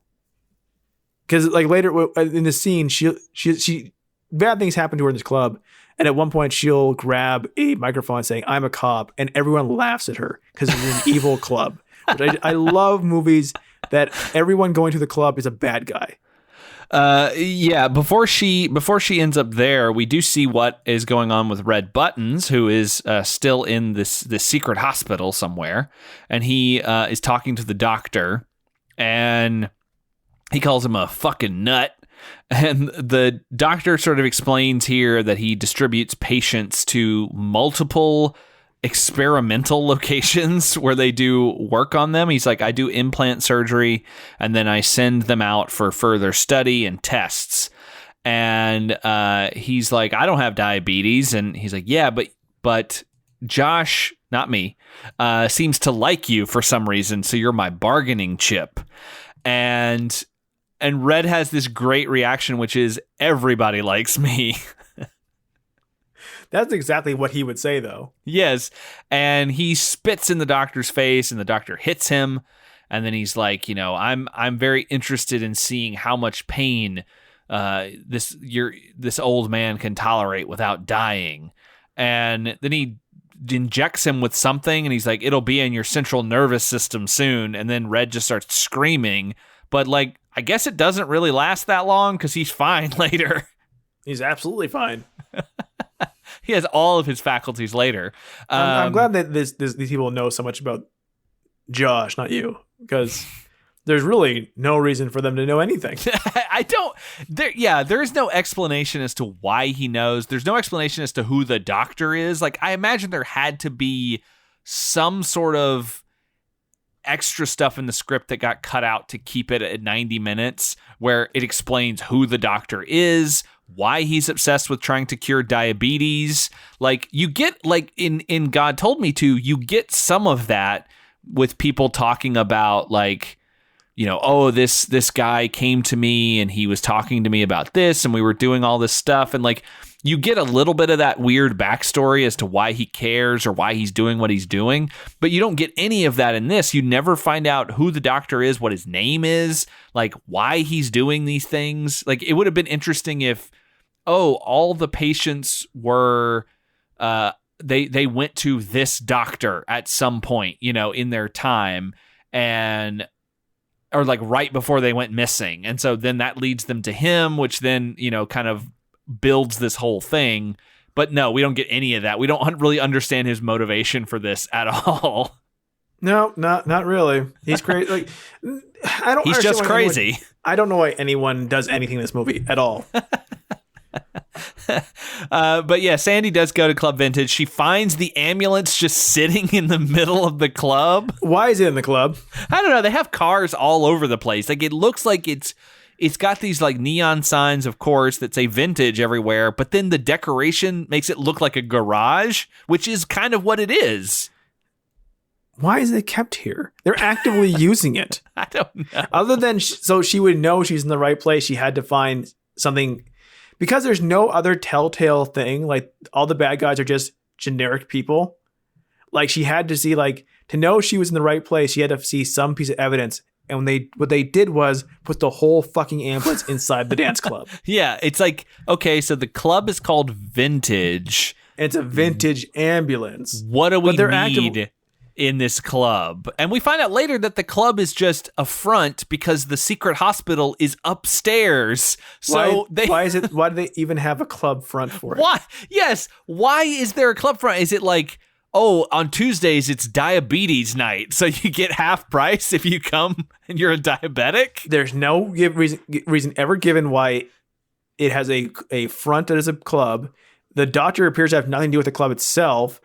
It, like, maybe if he had a evil person who was funding everything and he owned the club, it'd be one thing, but he doesn't. Or it doesn't need to be a club. They just find out that he's this doctor who lost his license because he did something bad. And then they find out that, he's actually been operating without a license out of this facility. And somehow they tie it to the ambulance in some way. It's a club with the ambulance inside of it. It doesn't make any sense. Like they are actively using this ambulance that's been shot at, and it's just part of the set scenery of this dance club. Yeah, and it makes no sense. Like, I feel like maybe the doctor was like, all right, he hired some guys to do the orderly duties, and they're like, yeah, can we start a club? And he's like, I don't give a shit. It's just, you're gonna drive around and you're gonna pick people up, and at night, yeah, it's fine. Fuck it, who cares? But what if we have to go on a run to pick up someone at night? Nah. I gotta wait till tomorrow. And like they've kidnapped over 30 people, and they plan for more with this very, very, very particular ambulance. Apparently, the style they do not use by 1990 in the slightest. No, and like it's just in this club. At some point, people are going to figure it. No, wait. No one cares, so no one's ever going to figure it out. No, and around this time, she is kind of figuring out what's going on. She tries to call the cops, but the call gets disconnected somehow. And this is when Eric Roberts finally tells McCloskey and Jughead again about the ambulance and that the orderlies killed the girl in the park. And they're like, really? I saw those orderlies. You must be right. Let's go. Like, they just believe him magically. Considering that they never agree, like even when they get there and this whole shit goes down at the club, because they get there and basically a shootout happens. Because first off, Sandy pulls a gun on everybody on the entire club, which I like. But they're like, until they go upstairs, they're still like, they're back to not believing again. Yeah, they don't know. They think that something happened, but they also they don't necessarily believe him. But for whatever reason, they're like, yeah, she said there was an ambulance at the club, and I saw an ambulance, and I saw those orderlies. So yeah, that's probably all connected. And she gets approached by a guy who is one of the orderlies, and he's trying to get her to dance. And then another guy comes over, and there's like this weird macho showdown for no reason. And he's trying to take her upstairs because he's like, I want to get to know you better. And she tries to pull away. And this is when she commandeers the DJ booth and tries to get people to help her, but no one will listen. She doesn't realize it's an evil bar. Yeah, it's an evil club, and no one. It's a vintage club back when they hated police officers. And vintage is modern again. And no one's listening, so she fires a gun off a couple times, and this kind of freaks everybody out, and they all start trying to run for the exit at the same time that Eric Roberts and the cops have arrived. And they come inside, and suddenly the evil doctor is in the ambulance, and he just starts trying to run over Eric Roberts, destroying the club in the process and killing the DJ. DJ's always first to go. His playlist wasn't that bad, sir. No, the DJ and DJ stands for, though? Diabetic. He had to die. The diabetic jockey. He's a dead jockey now. He drives around. He's trying to hit cops. So that in of itself would be like, okay, he said there was an ambulance doing bad stuff, and now there's an ambulance in front of me trying to drive around and hit police officers, and apparently it's bulletproof. So there's probably something going on here. Yeah, we see like 20 cops shooting at an ambulance, which is just hilarious. And it blasts through another door and escapes. And like this is like we're saying, like, so this has all happened. This ambulance has tried to run them all over. They've said the ambulance is bad from the beginning, and then they turn to Sandy and Eric Roberts and are like, you know, you guys caused this. It's all your fault. Like there's nothing is going. Like they act like nothing is going on, and this was all nonsense. It's like, yeah, this guy just tried to run you over. Aren't you concerned about why he would do that to the entire police force? And they finally go upstairs and they find the fake hospital, and they're like, all right, so something weird's going on. A guy comes out with a machine gun, starts firing at them, and they kill him. And they find all the victims, and Eric Roberts goes and he finds Cheryl in one of the rooms, and she's kind of still a little out of it. Doesn't totally remember him, because why would she? And he's like, I've been looking for you, you know, all over the city. And we get a shot of Officer Sandy in the background, and it seems like she's a little jealous of the affection that he is showing towards Cheryl. And then Cheryl drops the bomb, which we already revealed, that she asks him to call Robbie Powers, which is a very powerful name. It's pretty not as powerful as Max Power, but pretty up there. Yeah. It's very close, though. And he's like, oh, Robbie Powers, huh? And it turns out that's her boyfriend. And he's very bummed. But luckily, he's got another woman to fall back on. It's funny because he like walks out and he's like actively complaining. Like, she's like, all right, so you're going to, like, Sandy's like, so you're going to call Robbie and let know? And he's like, he's just like, you got a freaking boyfriend. Like, why did I do it? Not, forgetting that he just saved this comic artist has just saved dozens of lives, right? Yes. He'll feel better once he sees his buddy Elias in a second. But like, all he can think of is like, his first reaction is like, why did I bother? She has a boyfriend. Yes. Fuck this. Like, he's so pouty about it. It's like a petulant child who didn't get the toy that he was promised. It's just to see somebody these days in the middle of what looks like a hospital ward full of dying or dead people. And he's just like, she's got a boyfriend. I'm like, wow, you're a dick. Yeah, you're not really thinking about the bigger picture here. And the fact that you just helped break up some sort of weird underground surgery ring. And then, but then Elias shows up, Red Buttons himself, and he's so happy. They're so happy to be back together because this is the real like wonder couple of the movie is Eric Roberts and Red Buttons. The way that he shows back up is great because one of the cops turns out to be one of the orderlies, and he grabs Sandy, and he's got a gun to her head, and he's like, "I'll kill her," and she doesn't have time for this, so she hits him in the balls, and then he gets something splashed in his face, and then Elias comes out. Yeah, probably. And then Elias comes out and smashes him in the face with a bedpan. Good thing they weren't street toughs because they'd be taken down, but as such, they just easily take him out and forget about it. No one else in the room reacts to this either. There's other cops around watching them beat up a cop who tries to kill them and put a knife to her throat. Like, they're literally, like, everyone else is on the other side of them, no more than 10 feet away. They're just wheeling people around. No one notices a thing. No, and then they come up later and they're like, he's not a real cop. And they're like, well, I'll be. And then we're getting close to the end, and for whatever reason, Sandy and Josh are in a limo now. They're in a limo having sexy time, and I was absolutely baffled what happened. Why are they in a limo? I don't know. Why are they having sexy time? They weren't even really a couple. And she's like, you can talk to me about between the sheets and stuff? Well, yeah, he's like, I'm real nervous to go back and sleep in my own apartment again. And she's like, well, I could stay and, watch the door. And he's like, well, what if they, are in my bedroom? And she's like, well, I'll come sit by your bed. And he's like, well, what if they're between the sheets? And she's like, well, I could get between the sheets. And it's like, what? Like, all they've gone through, and she's not this character until this point. Yeah, and it looks like 5 minutes ago, she was upset because he was still fawning over another lady, and then he was a petulant baby about the fact that the lady that he wanted had a boyfriend already, so now basically she's his rebound girl, but it's all good? It's all good. Like, they're all ready to bone. Like, they're going to go home from their limo that they're in. I don't understand where this limo came from. And like, I was thinking, was it Red Button's limo? But he's like a newspaper guy, so why would he? Maybe he owned the newspaper and he's rich? I don't know. Where'd Red Buttons go? Did he go home? Did he go write his article in the middle of the night? I guess. He had to go. He had to go stock up on flash bulbs.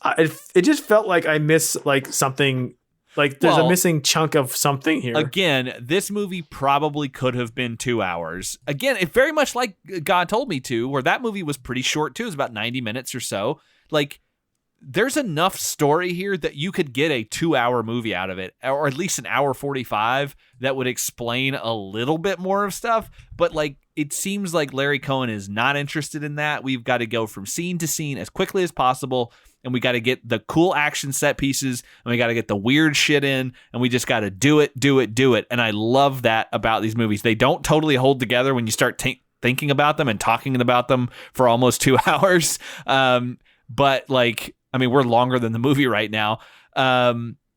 but it's still like they're so much fun and they're like so engaging in a weird way. It's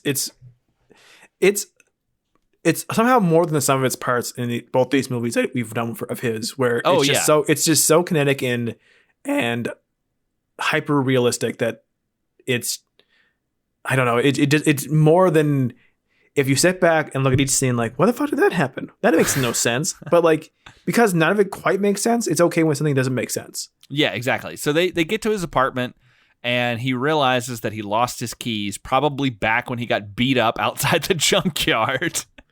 And which seemed like it was so long ago, but was probably only about a day or so. And the ambulance comes out of nowhere. Like, how did they not hear it? How did they not see it? It seems impossible that this could happen, but it is on the sidewalk, barely avoids hitting Eric Roberts, but does hit Sandy. She goes flying. It's Holy crazy. And the doctor is driving here, and he chases Josh around a little bit and then ends up hitting him as well. And he goes onto the windshield. The windshield breaks. He puts his hand through the windshield and grabs Eric Robertson, is like holding him there as he's swerving around. He like cuts his arm or hand here and is able to get away. And the ambulance keeps chasing him around until finally he climbs up on top of this wall to try to escape. And he starts taunting the doctor and he's like, come on, do it. Kill me. And the doctor screams out and he's like, he gets on the little loudspeaker and he's like, oh, you'll die. He's like, you ruined my work with your comic book brain. It's so funny. How does he know he's a comic book artist? I mean, I guess he would have looked up the information, but like, where it's would so he look funny it up? On the internet? It's 1989. But it's so funny. Like, it makes me think, like, what if the doctor is a comic book fan? He's like, this motherfucker, he got given Dr. Strong. I love that character, and he ruined it with his weird, wonky, twisted drawings. I wonder if like Dr. Strong is like, his power is that he has like a magic insulin. So Yeah. like, this is like he's based all his life on He's like inspired by Dr. Strong. Like this person who grew up diabetic, but he learned how to make super insulin that makes him super powerful. And he's a doctor because they're both doctors, Dr. Strong and this doctor. Oh yeah, maybe this doctor is Dr. Strong. This scene is hilarious because what was his plan? I don't know, because his well, what happens is it's like a bullfighting with an ambulance, except for he didn't do anything. He was at the top of a fence and he charges at the vent of this car. He was never going to hit him because he's not tall. I think he's not tall enough. He goes through it, crashes his car, and explodes. Yeah, there is nothing on the other side of this wall. It's in fact a construction site with a big giant pit, and the ambulance, as per usual, blasts right through this wall with no problem. And Eric Roberts is able to hang on to the edge of the wall and not go tumbling down, but the ambulance goes flying. You hear the doctor screaming on the way down, which is very funny. And then it explodes in a giant fireball. And Eric Roberts is okay. He comes up. There's a guy who's like, "Oh, the ambulance is on the way." And he's like, "Fuck you." And that should have been how the movie ended, but we do have to see that Sandy is okay. So he is put into a real ambulance, and Sandy is also there, and she's still alive, and they hold hands as they go to the hospital. And we failed to mention at the beginning of the movie, we have a brief bit of voiceover narration where Eric Roberts says, a lot of weird things can happen if you talk to a strange woman on the street. And that's like something, he says something like that. That's all he says. And the end of the movie brings back the narration for one line, and that's what can happen to you for talking to a strange woman on the street. What a story this told. The fact Yeah, really. How did this get bankrolled? Well, but that also implies that he is... That also implies that he's been telling this story to someone. It would make more sense if it is from an oh my god a narrative and he's being narrating it and he's not being truthful. We needed to cut back at the end and it's him telling this to Stan Lee. He's like, "Boy, I can't believe it." What if he we cut back, and he's been drawing. It's been a comic strip the entire time, and it's called Steel Horse Wars, and he's pitching it to Stan Lee, and this doctor is the evil doctor that fights Dr. Strong. Oh yes. There's so many things it could be like this, but it isn't. Yeah, the movie should end with like a comic book closing, and you see that it's The Ambulance, issue 1. But it's not. But it's not. But it could have been. Yeah. But it's not. It's great though. I loved it. It's such a bizarre, strange movie that just moves so quickly, doesn't give you time to like think about it or worry about it. We have talked about it longer than the actual movie is by quite a bit. Oh yes, for sure. And it's wonderful. I cannot recommend it enough. At least watch James Earl Jones's Death, but at the very least, watch that, but you should watch the whole thing. It's so fun. It's so fun. It's so ridiculous. This is one of the very best ridiculous movies you've ever watched. Yes. I can't recommend it enough. Go ahead and watch it. Yeah, and I think we can reveal this to the patrons, because we were talking about it, and between this and God Told Me To, we realized like Larry Cohen, he kind of is in our wheelhouse a little bit. Like I know a little bit about his stuff. I've seen a few of his other movies, but not everything. And so I think we're going to try to do a Larry Cohen month a little later on this year on the show. So if you have any ones that you think really stick out as far as being like at the level of God Told Me To and this one, The Ambulance, like ones that are just kind of peak crazy ones, let us know. Let us know which ones you think are the best. We found this movie off a recommendation on our Twitter. So recommend something if you think of some Larry Cohen stuff that you think would be good. Definitely hit us up either on Twitter or here on Patreon. You can comment on the episode post, and we'll be sure to see that. But I think that's the perfect time to wrap up the Ambulance episode. We've talked about it far too long, but seriously, it's so great. Until next month when we're back with a brand new Patreon episode just for you patron subscribers, I've been Josh. The Josh in the movie or the Josh in the podcast? Oh shit, I should probably specify. The Josh in the podcast, not Eric Roberts Josh. Okay. I've been Dr. Skinner. MD. Medical diabetic. Thank you for being a Patreon supporter.